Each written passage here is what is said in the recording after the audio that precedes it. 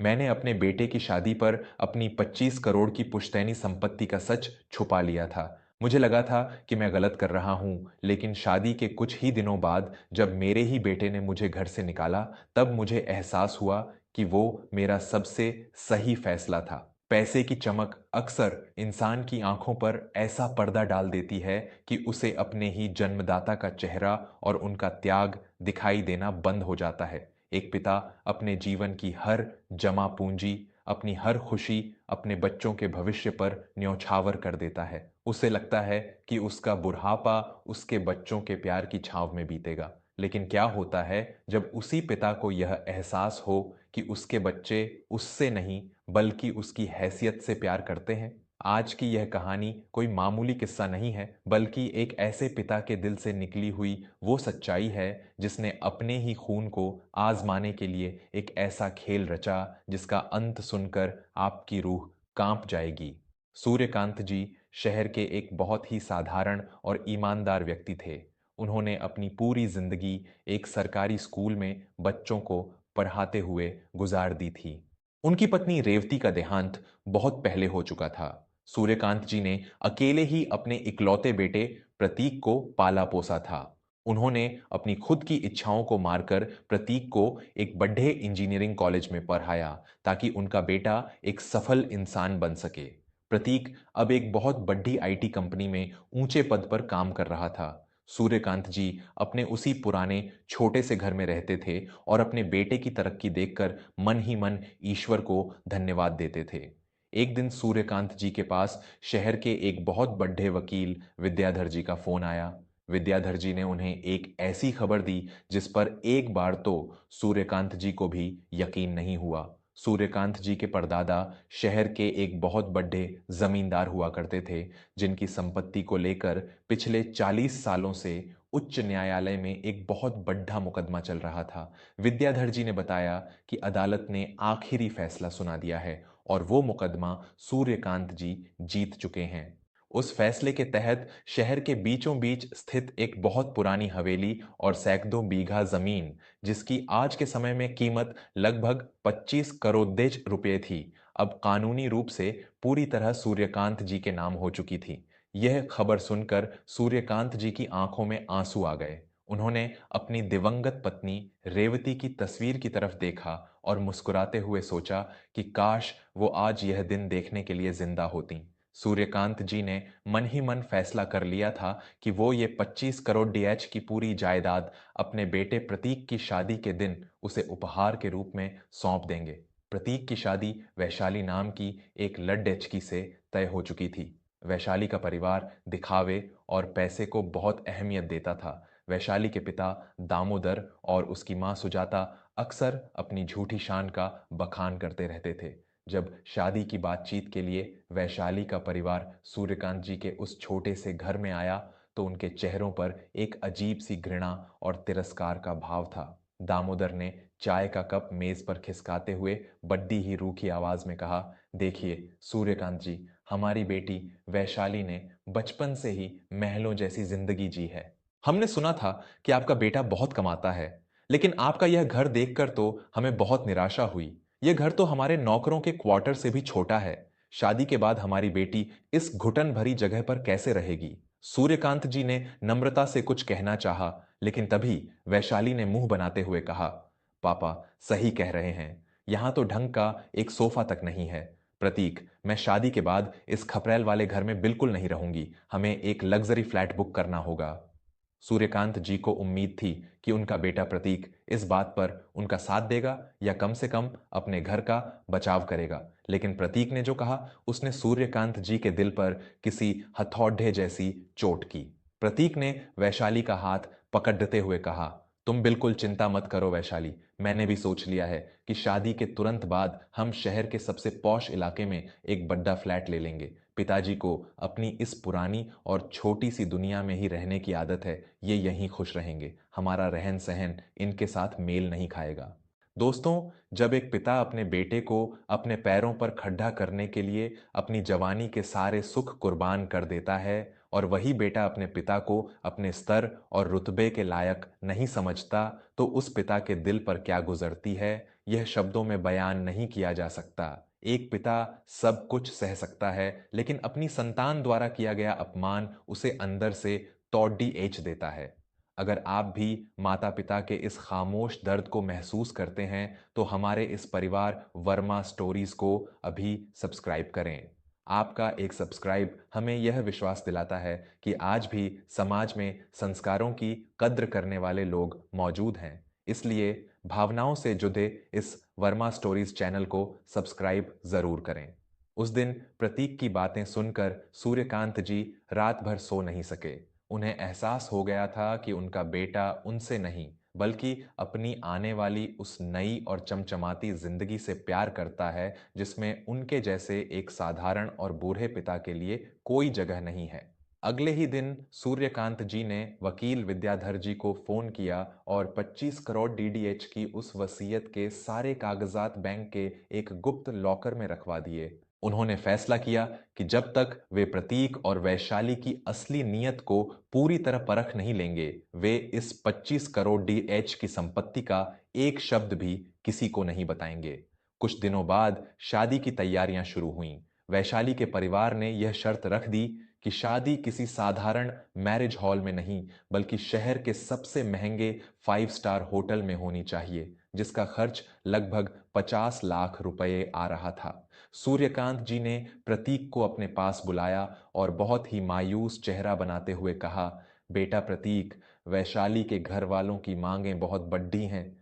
मेरी पूरी जिंदगी की बचत तो तेरी पढ़ाई में ही खर्च हो गई थी। मैंने तेरी इस शाही शादी का खर्च उठाने के लिए अपना यह पुराना घर और अपनी बची खुची पेंशन बैंक में गिरवी रख दी है। मैंने किसी तरह 50 लाख का कर्ज लिया है। अब मेरे पास 1 रुपया भी नहीं बचा है। यह सुनते ही प्रतीक के चेहरे पर परेशानी और गुस्सा साफ छलकने लगा। उसने झल्लाते हुए कहा, पिताजी, आपको इतनी बड़ी रकम का कर्ज लेने से पहले मुझसे पूछना चाहिए था। अब वो बैंक वाले हर महीने किस्त के लिए दरवाजे पर खड़े डीठे रहेंगे।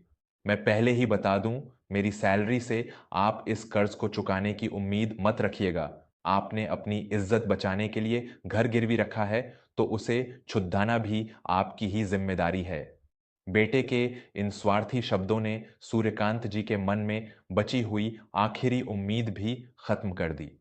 शादी बहुत ही धूमधाम से संपन्न हुई। वैशाली उस घर में बहू बनकर आ तो गई, लेकिन आते ही उसने पूरे घर का माहौल नरक बना दिया।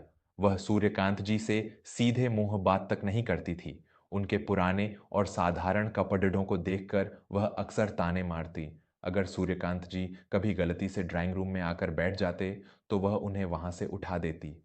आप अंदर जाकर अपने कमरे में क्यों नहीं बैठते? मेरे हाई क्लास दोस्त आने वाले हैं। आपको इन कपड़ों में देखकर मेरी क्या इज्जत रह जाएगी? और वैसे भी यह घर तो अब बैंक का हो चुका है, पता नहीं कब नीलाम हो जाए। वैशाली अक्सर चिल्लाकर कहती। प्रतीक सब कुछ देखता था, लेकिन वह अपनी पत्नी के प्यार और अपने घमंड में इतना अंधा हो चुका था कि उसने कभी वैशाली को नहीं रोका। वह तो बस जल्द से जल्द उस घर से निकलने की तैयारी में लगा हुआ था। करीब 2 महीने बाद कड़ाके की सर्दियों का समय था। सूर्यकांत जी को तेज बुखार आ गया। वे अपने कमरे में खांस रहे थे और उन्होंने वैशाली से 1 कप गर्म चाय और कुछ दवाइयों की मांग की। वैशाली ने उनके कमरे के दरवाजे पर खड़े होकर बड़ी ही बेरुखी से कहा, देखिए, मैं यहां आपकी नौकरानी या नर्स बनकर नहीं आई हूं। मुझसे यह सब नहीं होगा। जब आपका बेटा आएगा तो उसी से मांग लीजिएगा। शाम को जब प्रतीक ऑफिस से घर लौटा, तो बजाय अपनी पत्नी को समझाने के, वह सीधा अपने पिता के कमरे में आया। उसके हाथ में एक बड़ा सा बैग था। उसने सूर्यकांत जी के बिस्तर के पास खड़े होकर बहुत ही कठोर आवाज में कहा, पिताजी, अब यह सब और नहीं चलेगा। वैशाली को आपके यहां रहने से बहुत घुटन होती है। आप दिन भर बीमार पड़े रहते हैं और हम पर बोझ बनते जा रहे हैं। वैसे भी बैंक का नोटिस आ चुका है और यह घर जल्द ही नीलाम होने वाला है। हमने एक बहुत बड़ा फ्लैट किराए पर ले लिया है और हम कल सुबह वहां शिफ्ट हो रहे हैं। आपके लिए मैंने शहर से 20 किलोमीटर दूर एक शांति निकेतन नाम के वृद्धाश्रम में बात कर ली है। वहां आपको दोनों वक्त का खाना और दवाइयां मिल जाएंगी। आप अपना सामान बांध लीजिए, कल सुबह मैं आपको वहां छोड़ दिए जाऊंगा। जब एक औलाद अपने ही माँ बाप को एक इस्तेमाल की हुई वस्तु समझकर कूड़ेदान में फेंकने की तैयारी कर ले, तो उस पीड़ा को दुनिया का कोई भी शब्द बयां नहीं कर सकता। माता पिता जीवन भर खुद को जलाकर बच्चों के लिए रोशनी करते हैं, लेकिन बच्चे बड्डे होकर उसी रोशनी में अपने माता पिता की कमियां ढूंढने लगते हैं। अगर प्रतीक के इस बर्ताव ने आपके खून को खौला दिया है और आपको लगता है कि ऐसे बच्चों को कड्डी-ढा सबक मिलना चाहिए, तो वर्मा स्टोरीज को तुरंत सब्सक्राइब करें। आपका एक क्लिक इस बात का प्रमाण है कि इंसानियत आज भी जिंदा है। कृपया अपने माता पिता के सम्मान के लिए वर्मा स्टोरीज चैनल को जरूर सब्सक्राइब करें। प्रतीक की बातें सुनकर सूर्यकांत जी की आंखों से एक भी आंसू नहीं गिरा। उनका दिल तो उसी दिन टूट गया था जब प्रतीक ने उनकी 25 करोड़ डैश की जायदाद की सच्चाई जाने बिना ही उन्हें अपने स्तर का मानने से इनकार कर दिया था। सूर्यकांत जी ने बहुत ही शांत स्वर में कहा, तुझे मुझे कहीं छोड़ने जाने की जरूरत नहीं है बेटा। मेरे पैर अभी इतने कमजोर नहीं हुए हैं। मैं कल सुबह खुद इस घर से चला जाऊंगा। तुम अपनी इस नई और महंगी दुनिया में खुश रहना। अगली सुबह प्रतीक और वैशाली अपना सारा सामान लेकर अपने नए फ्लैट में चले गए। उन्होंने एक बार पलट कर भी अपने पिता की तरफ नहीं देखा, जो उस खाली घर में बिल्कुल अकेले खड़डड़े थे। वक्त का पहिया बहुत तेजी से घूमता है। प्रतीक को अपना घर छोड़े हुए लगभग 6 महीने बीत चुके थे। इन 6 महीनों में उसने एक बार भी फोन करके अपने पिता का हालचाल नहीं पूछा। लेकिन नियति को कुछ और ही मंजूर था। दुनिया भर में छाई आर्थिक मंदी के कारण प्रतीक की कंपनी ने एक साथ सैकड़ों कर्मचारियों को नौकरी से निकाल दिया, जिनमें प्रतीक भी शामिल था। नौकरी जाने के बाद प्रतीक और वैशाली की सारी झूठी शान ताश के पत्तों की तरह ढह गई। महंगे फ्लैट का किराया, क्रेडिट कार्ड के भारी भरकम बिल और गाड़ियों की किश्तें चुकाना उनके लिए असंभव हो गया। दिन रात दोनों के बीच पैसों को लेकर भयानक झगड़े होने लगे। एक दिन जब पानी सिर से ऊपर चला गया, तो प्रतीक को अचानक अपने पिता के उस पुराने घर की याद आई।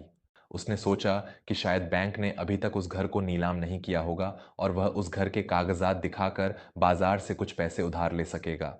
अपनी पत्नी वैशाली को साथ लेकर वह तुरंत अपने उस पुराने मोहल्ले की तरफ भागा। लेकिन जब वे दोनों उस गली में पहुंचे, तो उनकी आंखें फटी की फटी रह गईं। सूर्यकांत जी का वह पुराना खपरैल वाला घर वहां से गायब था। उसकी जगह पर एक बहुत ही शानदार और आलीशान बंगला बनकर तैयार हो रहा था। बाहर कई महंगी और विदेशी गाड़ियां खद्दी थीं और दर्जनों मजदूर काम में लगे हुए थे।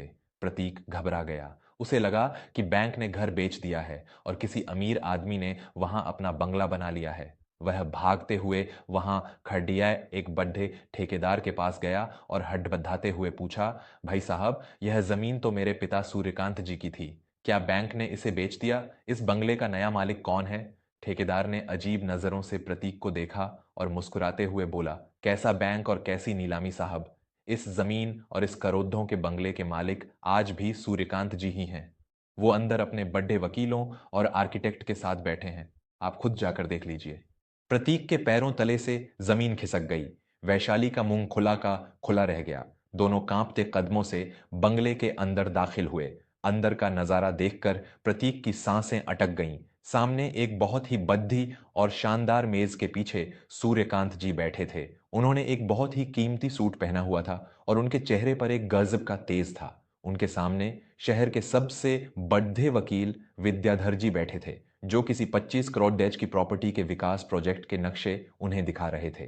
प्रतीक लड्डखड़ाता हुआ आगे बढ़ा। उसकी आवाज कांप रही थी। पापा, ये सब क्या है? ये 25 करोड़ डच की प्रॉपर्टी, ये सब महल और वो बैंक का 50 लाख का कर्ज। सूर्यकांत जी ने अपनी फाइल बंद की। उन्होंने अपनी आंखों से चश्मा उतारा और एक बेहद सर्द नजरों से अपने बेटे की तरफ देखा। उन्होंने बहुत ही गंभीर और भारी आवाज में कहा, कर्ज तो महज एक बहाना था प्रतीक, तुम्हारी और तुम्हारी इस घमंडी पत्नी की असलियत और तुम्हारी नीयत पर रखने का। मेरे परदादा की 25 करोड़ डैच की यह संपत्ति मुझे तुम्हारी शादी से ठीक पहले मिल गई थी। मैं यह पूरी जायदाद तुम्हारी शादी के दिन तुम्हारे नाम करने वाला था।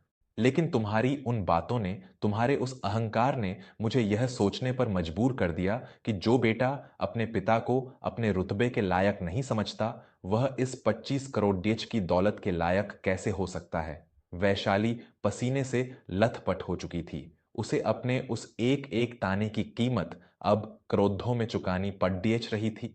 सूर्यकांत जी ने आगे कहा, शुक्र है भगवान का कि मैंने इस 25 करोड़ देश की विरासत का सच तुमसे छुपा लिया, वरना आज तुम मेरी ही इस 25 करोड़ देश की संपत्ति से मुझे बेदखल करके किसी सड्डेच पर भीख मांगने के लिए छोड़ दी देते।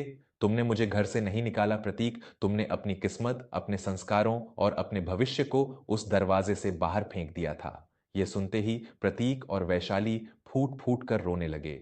नौकरी जाने का दर्द और 25 करोड़ डीएच की संपत्ति हाथ से निकल जाने का पछतावा उन्हें अंदर से चीर रहा था। दोनों भागकर सूर्यकांत जी के पैरों में गिर पड़े। हमें माफ कर दीजिए पापा, हम सच में दौलत और दिखावे के नशे में अंधे हो गए थे।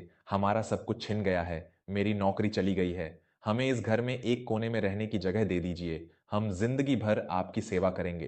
प्रतीक गिड़गिड़ाते हुए रो रहा था। सूर्यकांत जी ने अपने पैर पीछे खींच लिए। उनकी आंखों में कोई दया नहीं थी, सिर्फ एक कठोर सत्य था। माफी तो मैं तुम्हें उसी दिन दे चुका था जिस दिन तुमने मुझे घर से निकाला था बेटा, लेकिन इस घर में और मेरी इस 25 करोड़ की जायदाद में अब तुम्हारा कोई हिस्सा नहीं है। मैंने अपनी सारी संपत्ति और यह नया बंगला एक बड्ढे अनाथालय और शहर के सबसे बड्ढे वृद्धाश्रम के नाम ट्रस्ट बनाकर दान कर दिया है, ताकि मुझ जैसे उन बूढ़े पिताओं को एक सुरक्षित छत मिल सके जिन्हें तुम्हारी जैसी घमंडी औलादें सड्डिड्डी छाकों पर मरने के लिए छोडिड्डी याच देती हैं। तुम दोनों यहां से जा सकते हो, क्योंकि अब मेरा तुम्हारे साथ कोई रिश्ता नहीं है। प्रतीक और वैशाली अपने आंसुओं और अपने कर्मों का बोझ लिए उस आलीशान बंगले से हमेशा के लिए बाहर निकाल दिए गए। उनके पास अब न तो वो झूठी शान बची थी और न ही उन्हें जन्म देने वाले पिता का साया। उनका अहंकार ही उनके विनाश का सबसे बड़ा कारण बन गया था। दोस्तों, जीवन में कभी भी उस इंसान को कमजोर या बेबस समझने की भूल मत करना जिसने तुम्हें चलना सिखाया है। माता पिता का सम्मान दुनिया की किसी भी वसीयत और किसी भी जायदाद से करोड़ों गुना बढ़ा होता है। जो औलाद अपने माता पिता के आंसुओं की वजह बनती है, प्रकृति उसे कभी माफ नहीं करती। अगर सूर्यकांत जी के इस कड्ढे लेकिन सही फैसले ने आपके दिल को छुआ है और आपको लगता है कि घमंड का सिर हमेशा नीचा होता है, तो वर्मा स्टोरीज को अभी सब्सक्राइब करें। अपने दोस्तों और परिवार के साथ इस वीडियो को जरूर शेयर करें ताकि हर किसी को रिश्तों की असली कीमत समझ आ सके। कमेंट में जरूर बताएं कि क्या सूर्यकांत जी ने अपने बेटे के साथ जो किया वह सही था। आपकी राय का हमें हमेशा इंतजार रहता है। सच्चाई और संस्कारों को आगे बढ़ाने के लिए वर्मा स्टोरीज चैनल को सब्सक्राइब करना बिल्कुल न भूलें। धन्यवाद।